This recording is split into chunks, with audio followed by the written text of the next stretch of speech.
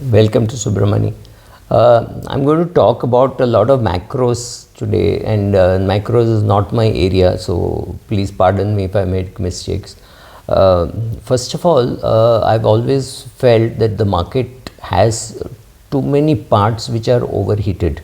I don't think I could ever justify some shares with very high prices like a Zomato at 160, but a Zomato to me was justifiable at 50. But if it does not earn money very quickly or does not show any signs of earning money, I don't know whether even 45 would be justified, and then we would go back to a valuation of say 32 or 33 and say, well, that's the only price which is justified because there is no cash. So these things could happen in this market, and I've been warning that this greater fool theory, because this greater fool theory has two problems. One is fools run out of money, and second, we run out of fools.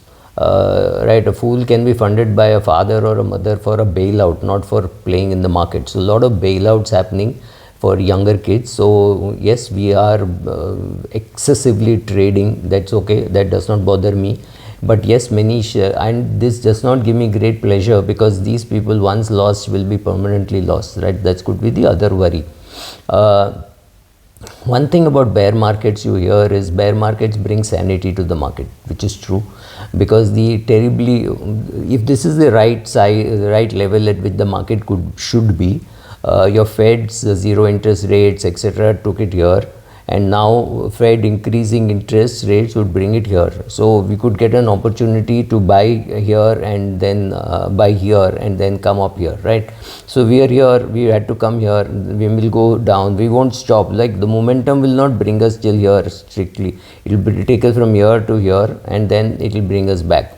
So that is what will happen with many scripts, and so some of the scripts which you have will also be seeing red. Some of the companies which I have will also be seeing red. So let's not worry too much about that.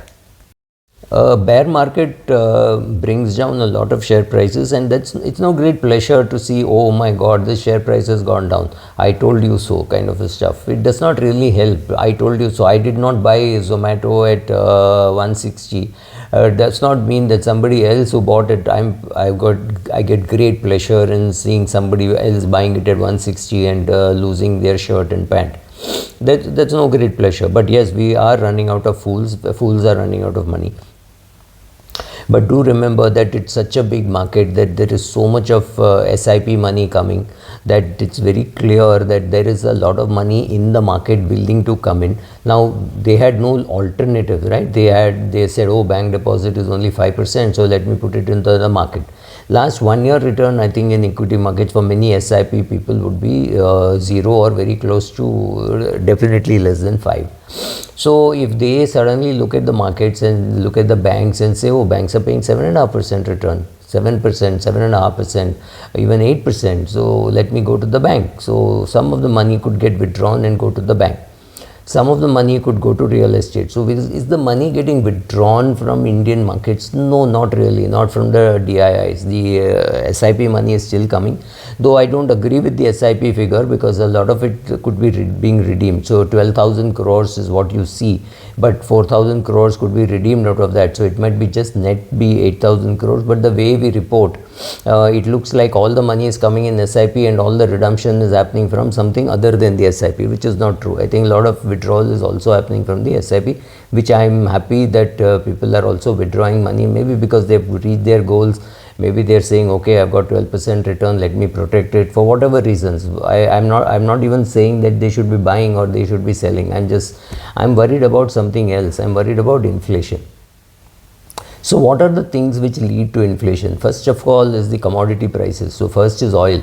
Oil prices are very uncertain. Oil prices are very uncertain in Europe, and Europe, the demand is going to be high. Winter is approaching. Winter is almost, well, it's not almost there, but yes, winter is going to take a lot of toll on oil and gas. So Russian oil and gas prices will go up. Russia's supplies will go down, and will India be buying for oil from Russia? Maybe yes. Will India continue to buy arms from Russia, because that is something which could again go into a kind of a distress sale? Given Indian mood, perhaps yes. So, but sorry, digressing. Oil prices are not likely to come down very quickly. So, same thing for gas prices. If there is a crisis in in Europe today, it could be because of oil and gas supplies from Russia, and Russia is perfectly capable of sabotaging something. So those are two things which are worrisome. Then the third thing which is worrying is the food prices. Thanks to the Ukraine war, with food movement from here and there not really happening very clearly, food prices could go up. Fourth, which could happen is lot of supply chain breakdowns thanks to the war and thanks to problems in China. Chinese problems you never see and feel till it actually hits you, right? So you never know what's happening in China, but that could be the reason. I mean, China could be the reason why your supply chain could get disrupted. China plus one will work, yes, and sorry to say, but many Indians think China plus one means China plus India. Not true. Many companies have shifted to Vietnam, some to Philippines, some to Bangladesh, some to India. I'm sure they would have shifted to lots of East Europe.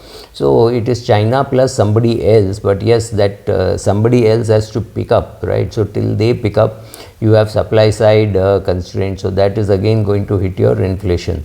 Another very important thing this is cause and effect, is interest rates going up. If interest rates go up, and interest rates don't seem to be coming down, not relenting, so interest rates is another reason why it could be going up. So, and the war has to end. Russia has to once Russia ends the war, maybe Russia would come into the mainstream and start selling oil through regular channels.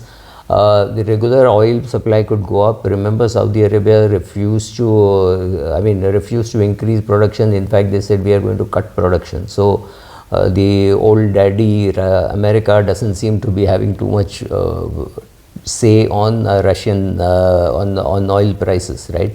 Not on Russia, not on the Gulf. So they are unable to control the oil prices. So oil prices, if they remain high, if interest rate remains high, and which is reflected in the gold futures, inflation doesn't seem to be coming down, but nor is it going to be at 10%. The long-term gilt, 10-year gilt of the US is only 3.10 or 3.15. I do not know the latest rates. It's nowhere near 10%, which is the current inflation in the US. So having said that, look at UK. UK is in a big financial mess, much worse than India. And surprisingly, it has a very high rating. It does not deserve this rating, and the UK pension funds are going to suffer the the rising interest rates. The government sold bonds to the pension funds, and now with increasing interest rates, the government will have to come in and protect them. It will be interesting times. You must watch it, right? So these are all factors which are giving you goosebumps on inflation. So with inflation high, will equity markets remain high? The answer is yes, but inflation has an immediate impact on the equity markets, that prices will come down. Why would somebody pay whatever be the price for, say, 1800 rupees plus for HDFC when it's not growing at 30%? Nor is it giving a dividend yield which is attractive, right? The dividend yield is not attractive at 2.5% when gilt is at 6% or 7%, 8%, right? 8.10. Then what do? Why is 2.46 attractive? So yes, so you will see the lower drift of many such shares which people were buying for dividend, say Indian Oil, Coal India, all those things. But of course, Coal India, the dynamics are different. There is an energy crisis, so coal will do well. So I think Coal India will do well. That's not a problem. But other companies which you buy for dividend yield could go for a toss because interest rates are going up. So like I said, interesting times ahead. Keep watching.